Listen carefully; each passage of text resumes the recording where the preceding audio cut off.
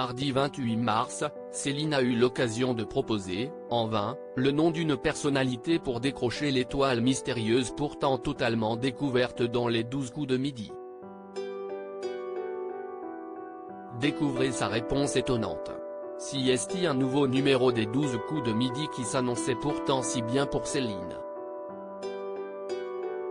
Ce mardi 28 mars, celle qui a succédé aux champions et frères, Nicolas et Florian, est venue à bout sans difficulté de ses adversaires du jour.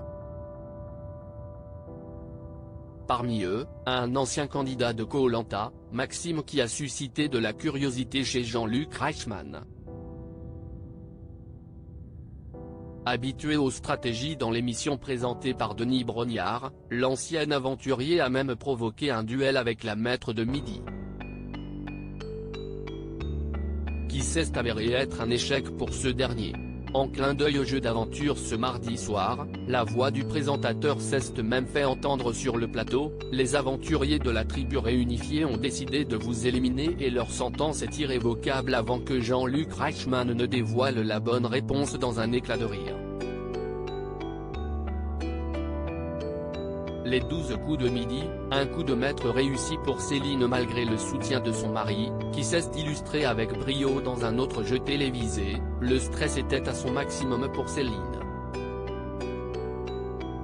Si pendant 2 jours d'affilée, elle n'avait pas pu proposer de nom pour décrocher l'étoile mystérieuse, la candidate a réalisé un coup de maître dans l'émission d'aujourd'hui.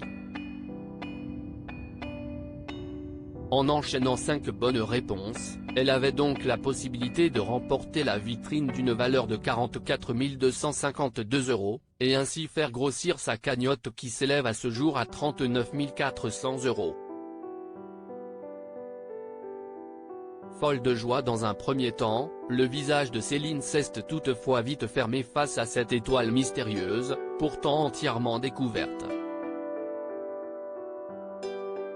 Jean-Luc Reichmann, les 12 coups de midi, on est dans un cas de figure assez étonnant. Ça va être un gros moment mais je vous sens totalement perdu, déclare Jean-Luc Reichmann à la candidate. La maître de midi avoue alors qu'elle ne connaît pas l'identité de la personnalité derrière l'étoile mystérieuse.